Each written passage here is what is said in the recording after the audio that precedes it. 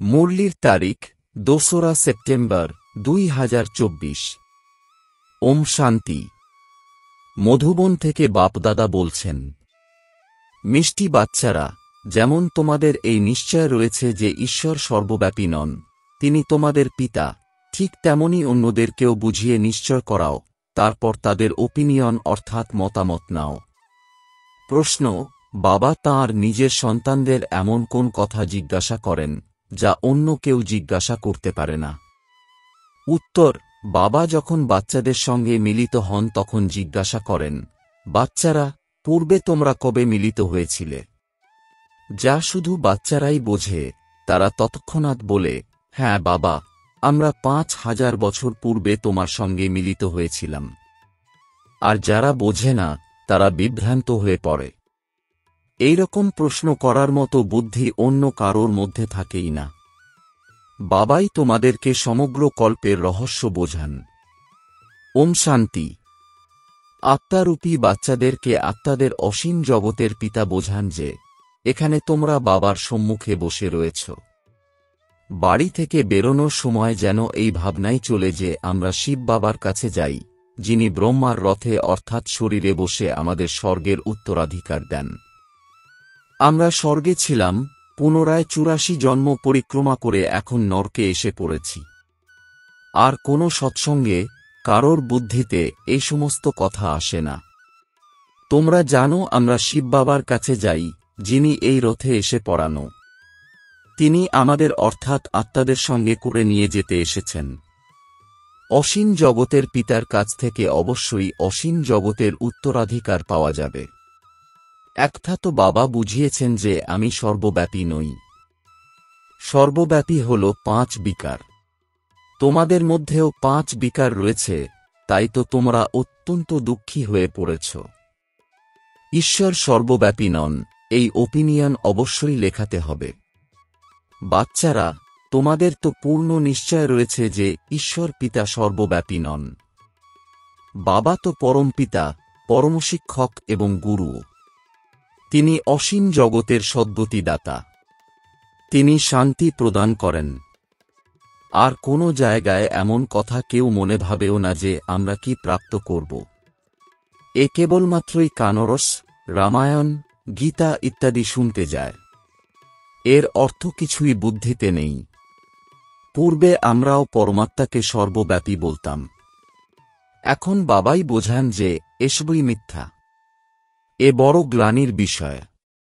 তাই সর্বব্যাপী নন, এই ওপিনিয়ন নেওয়া অত্যন্ত জরুরি।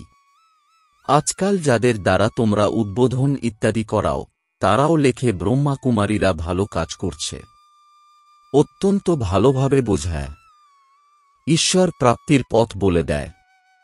এতে মানুষের মনে অবশ্যই ভালো প্রভাব পড়ে। তাছাড়া এই ধরনের ওপিনিয়ন কেউ লেখে না যে সমগ্র দুনিয়ার মানুষ যে বলে ঈশ্বর সর্বব্যাপী, একটা সম্পূর্ণ ভুল। ঈশ্বর তো পিতা, টিচার, গুরু। এক তো মুখ্য কথাই হল এটা। দ্বিতীয় হল, আবার এই ওপিনিয়নও চাই যে এটা জানার পরে আমরা বুঝতে পেরেছি যে গীতার ভগবান কৃষ্ণ নয়। কোনো মানুষ বা দেবতাকে ভগবান বলা যায় না। ভগবান এক, আর তিনি হলেন পিতা। সেই পিতার কাছ থেকেই শান্তি আর সুখের উত্তরাধিকার পাওয়া যায়। এমনভাবে ওপিনিয়ন নিতে হবে। তোমরা এখন যে সমস্ত ওপিনিয়ন নিয়ে থাকো, শেষবের মধ্যে তারা কোনো কাজের কথা লেখে না। হ্যাঁ, এতটা তো লেখে যে এখানে অত্যন্ত ভালো শিক্ষা দেওয়া হয়। এছাড়া মুখ্য কথা হল যার মধ্যে তোমাদের বিজয় নিহিত রয়েছে সেটা লেখাও যে ব্রহ্মা কুমারীরা সত্য কথাই বলে যে ঈশ্বর সর্বব্যাপী নন। তিনি হলেন পিতা, তিনিই গীতার ভগবান। বাবা এসে ভক্তিমার্গ থেকে মুক্ত করে জ্ঞান প্রদান করেন।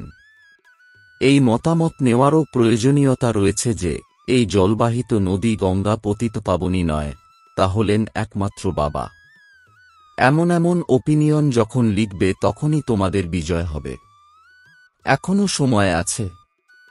এখন তোমাদের সার্ভিস যেভাবে চলে, এত খরচ হয়, এ তো তোমরা বাচ্চারাই একে অপরকে সাহায্য করো।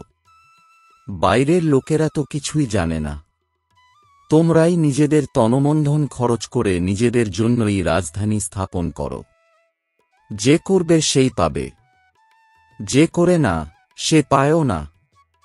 প্রতিকল্পে তোমরাই কর। তোমরাই নিশ্চয় বুদ্ধিসম্পন্ন হও। তোমরাই জানো যে বাবা যেমন পিতাও তেমন শিক্ষকও, আবার তিনি গীতা জ্ঞানও যথার্থ রীতি অনুসারে শোনান। ভক্তিমার্গে যদিও গীতা শুনেছ, কিন্তু রাজ্য কি প্রাপ্ত করেছ না করনি। ঈশ্বরীয় মতো বদলে গিয়ে আসুরি মতো হয়ে গেছে। ক্যারেক্টার বিগড়ে গিয়ে পতি হয়ে গেছে। কুম্ভ মেলায় কত কোটি কোটি মানুষ যায়, যেখানে এখানে জল দেখে সেখানেই চলে যায়, মনে করে জলের দ্বারাই পবিত্র হবে। এখন জল তো এখান ওখান থেকে নদীর মাধ্যমে আসতেই থাকে, এর দ্বারা কি পবিত্র হতে পারে? জলে স্নান করলেই কি আমরা পতিত থেকে পবিত্র হয়ে দেবতা হয়ে যাব? এখন তোমরা জানো যে কেউই পবিত্র হতে পারে না। এটা ভুল। তাহলে এই তিনটি বিষয়ের ওপিনিয়ন নেওয়া উচিত। এখন বলে যে সংস্থাটি খুব ভালো, তাই অনেকের ভিতরে এই যে এক ভ্রান্ত কথা ভরা ছিল যে ব্রহ্মাকুমারীদের কাছে সম্মোহন শক্তি অর্থাৎ জাদু রয়েছে, তারা ঘর পরিবার থেকে ভাগিয়ে নিয়ে যায়, সেই সব চিন্তাধারা দূর হয়ে যাবে, কারণ তাদের আওয়াজ এখন অনেক দূর পর্যন্ত বিস্তার লাভ করেছে, তাই না? বিদেশেও এই আওয়াজ পৌঁছে গিয়েছিল যে এনার 16,108 জন রানী চাই, তার মধ্যে 400 পাওয়া গেছে, কারণ ওই সময় সৎসঙ্গে সচারেক আসত। বহু লোক বিরোধিতা করেছিল, পিকেটিং ইত্যাদিও করেছিল, কিন্তু বাবার বিরুদ্ধে কেউই কিছু করতে পারেনি।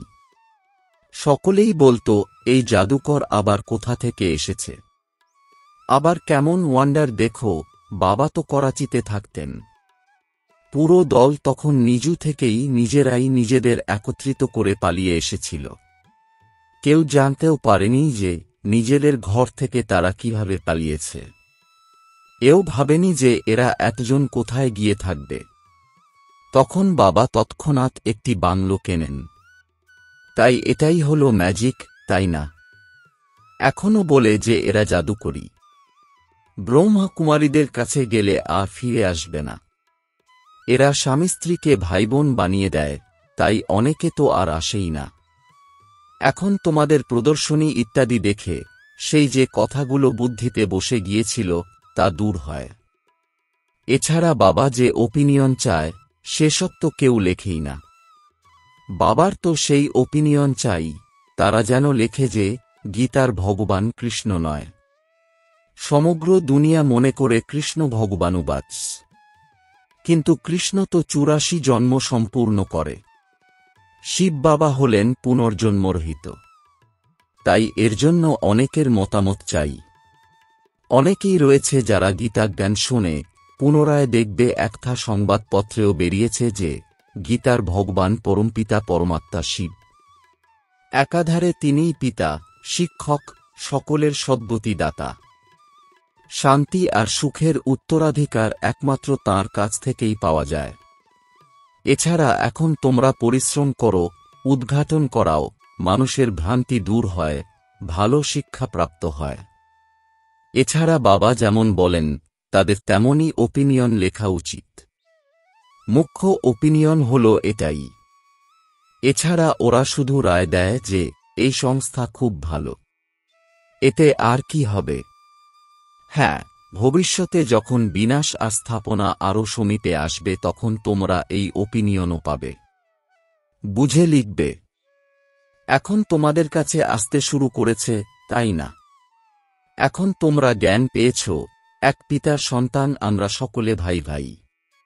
একটা কাউকে বোঝান অতি সহজ। সর্ব আত্মাদের পিতা হলেন এক পরম পিতা।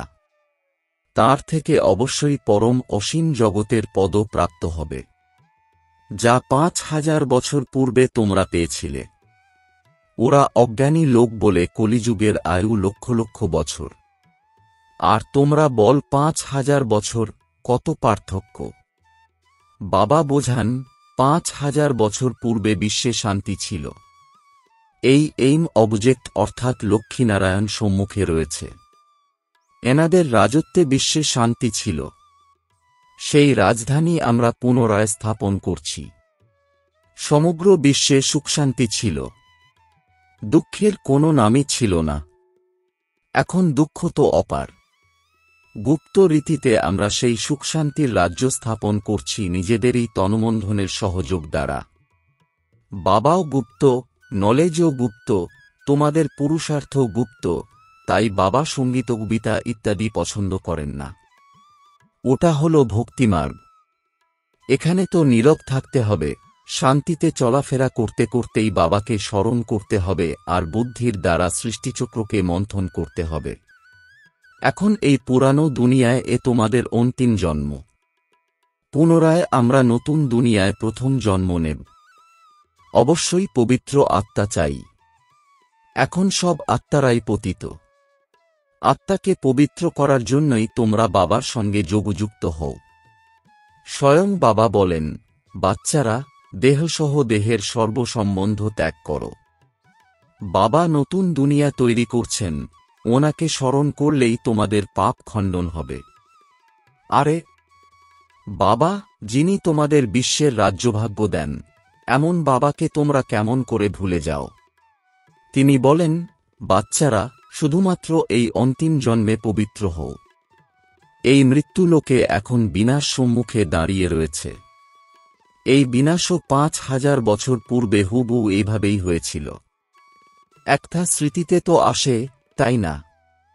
নিজেদের রাজ্য ছিল, তখন অন্য কোন ধর্ম ছিল না। বাবার কাছে যখন কেউ আসে তখন তাকে জিজ্ঞাসা করি, পূর্বে কবে মিলিত হয়েছিলে? কোনো সুবুদ্ধি সম্পন্ন বাচ্চা তো ঝট করে বলে দেয় 5000 বছর পূর্বে। আবার নতুন কেউ এলে তখন বিভ্রান্ত হয়ে যায়। বাবা বুঝে যায় যে ব্রাহ্মণই ঠিকমতো বোঝায়নি। পুনরায় তিনি বলেন, মনে করো, তখন স্মৃতিতে আসে। একটা তো আর কেউই জিজ্ঞাসা করতে পারে না। তাদের জিজ্ঞাসা করার মতন বুদ্ধি আসবেই না। তারা কি এই কথা জানে? যারা এই কুলের হবে, ভবিষ্যতে তারা অনেকেই তোমাদের কাছে এসে শুনবে। দুনিয়ার পরিবর্তন তো অবশ্যই হবে। চক্রের রহস্য বুঝিয়ে দেওয়া হয়েছে। এখন নতুন দুনিয়ায় যেতে হবে। এই পুরানো দুনিয়াকে ভুলে যাও।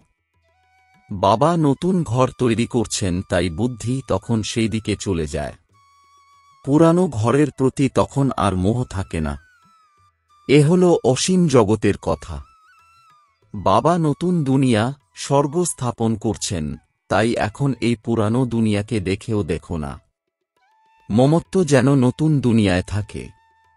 এই পুরানো দুনিয়ার প্রতি যেন বৈরাগ্য আসে। ওরা অর্থাৎ সন্ন্যাসী হঠযোগের দ্বারা পার্থিব জগতের থেকে সন্ন্যাস নিয়ে জঙ্গলে গিয়ে বসে। তোমাদের হল সমগ্র দুনিয়ার থেকেই বৈরাগ্য, এতে অনেক দুঃখ রয়েছে। নতুন সত্যযুগী দুনিয়ায় অপার সুখ রয়েছে, তাই একে অবশ্যই স্মরণ করব। এখানে সবকিছুই দুঃখদায়ক। মা বাবা প্রভৃতিরা সকলেই বিকারের পথে ঠেলে দেয়। বাবা বলেন, কাম মহাশত্রু। একে জিততে পারলেই তো তোমরা জগৎজিত হয়ে যাবে। এই রাজযোগ বাবা শেখান, যার দ্বারা আমরা এই পদ প্রাপ্ত করি। তোমরা বলো, আমাদেরকে ভগবান স্বপ্নে বলেছেন, পবিত্র হও, তবেই স্বর্গের রাজত্ব পাওয়া যাবে। তাহলে আমরা এক জন্ম অপবিত্র হয়ে নিজেদের রাজত্ব হারাব কি না হারাব না? এই পবিত্রতার কথাতেই তো ঝগড়া হয়ে থাকে। দ্রৌপদীও ডাকে যে, দুঃশাসন আমাকে নগ্ন করছে। তারা এমন নাটকও দেখায় যে দ্রৌপদীকে কৃষ্ণ 21টি শাড়ি প্রদান করছে। এখন বাবা বসে বোঝান যে কত দুর্গতি হয়েছে। দুঃখ তো অপার, তাই না? সত্যযুগে অপার সুখ ছিল। এখন আমি এসেছি অনেক ধর্মের বিনাশ আর এক সত্য ধর্ম স্থাপন করতে। তোমাদের রাজত্ব প্রদান করে বানপ্রস্থে চলে যাব। আধাকল্প আমার প্রয়োজনই পড়বে না। তোমরা কখনো আমাকে স্মরণ করবে না। তাই বাবা বোঝান, তোমাদের প্রতি সকলের মনে যে ভ্রান্ত বা ব্যর্থ ভাইব্রেশন রয়েছে, এখন তা দূর হয়ে সঠিক ভাইব্রেশন তৈরি হচ্ছে। এছাড়া মুখ্য কথাই হল, ঈশ্বর সর্বব্যাপী নন, সকলের থেকে এই ওপিনিয়ন লিখিয়ে নাও। তিনিই তো এসে রাজযোগ শিখিয়েছেন। পতিতপাবনও তো বাবাই। জলবাহিত নদী কি পবিত্র বানাতে পারে? না, পারে না। জল সর্বত্রই পাওয়া যায়। এখন অসীম জগতের পিতা বলেন, নিজেকে আত্মা মনে কর। দেহসহ দেহের সর্বসম্বন্ধ ত্যাগ করো। আত্মাই এক শরীর পরিত্যাগ করে অন্য শরীর ধারণ করে। ওরা বলে যে আত্মা নির্লেপ অর্থাৎ দাগ লাগে না। আত্মা তথা পরমাত্মা, এ হল ভক্তিমার্গের কথা।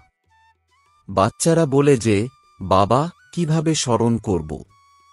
আরে, নিজেকে আত্মা মনে করো, তাই না? আত্মা কত ছোট বিন্দু, তাহলে তাদের বাবাও এত ছোটই হবে। তিনি পুনর্জন্মে আসেন না।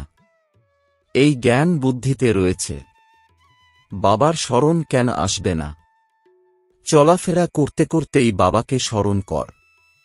আচ্ছা, বাবার রূপকে বড়ই মনে কর, কিন্তু স্মরণ একজনকেই কর, তাই না? তবেই তোমাদের পাপ খণ্ডন হবে। আর তো কোনো উপায় নেই। যারা বোঝে তারা বলে, বাবা, তোমাকে স্মরণ করেই তো আমরা পবিত্র হয়ে পবিত্র দুনিয়া, বিশ্বের মালিক হই, তাহলে তোমাকে কেন স্মরণ করব না? একে অপরকে স্মরণ করাও, তবেই পাপখণ্ডন হয়ে যাবে। আচ্ছা, মিষ্টি মিষ্টি প্রশিক্ষার্থী বাচ্চাদের মাতাপিতা বাপদাদার স্মরণসহ স্নেহসুমন আর সুপ্রভাত। আত্মিক পিতার আত্মিক বাচ্চাদেরকে জানাচ্ছি নমস্কার। ধারণার জন্যে মুখ্য সার। ১. যেমন বাবা আর নলেজ গুপ্ত, তেমনি পুরুষার্থ গুপ্তভাবে করতে হবে। সঙ্গীত, কবিতা ইত্যাদির পরিবর্তে নীরব হয়ে থাকাই ভালো। শান্তিতে চলাফেরা করতে করতে স্মরণ করতে হবে। ২. পুরানো দুনিয়া পরিবর্তিত হতে চলেছে, তাই মোহ কাটিয়ে উঠতে হবে, একে দেখেও দেখবে না। বুদ্ধি নতুন দুনিয়ার প্রতি যুক্ত করতে হবে। বরদান, ব্রাহ্মণ জন্মের বিশেষত্বকে ন্যাচারাল নেচার বানানো সহজ, পুরুষার্থী ভব। এর বিস্তার, ব্রাহ্মণ জন্ম হল বিশেষ, ব্রাহ্মণ ধর্ম আর কর্ম হল বিশেষ, অর্থাৎ সর্বশ্রেষ্ঠ। কেননা ব্রাহ্মণরা কর্ম করার সময় সাকার ব্রহ্মা বাবাকে ফলো করে। তাই ব্রাহ্মণের নেচারই হল বিশেষ নেচার, সাধারণ বা মায়াবী নেচার ব্রাহ্মণদের নেচার নয়। কেবল এটাই স্মৃতি স্বরূপে জান থাকে যে আমি হলাম বিশেষ আত্মা। এই নেচার যখন ন্যাচারাল হয়ে যাবে তখন বাবার সমান হওয়া সহজ অনুভব করবে। স্মৃতি স্বরূপ তথা সমর্থী স্বরূপ হয়ে যাবে, এটাই হল সহজ পুরুষার্থ। স্লোগান, পবিত্রতা আর শান্তির লাইট যে চারিদিকে ছড়িয়ে দেয়, সেই হল লাইট হাউস। ওম শান্তি।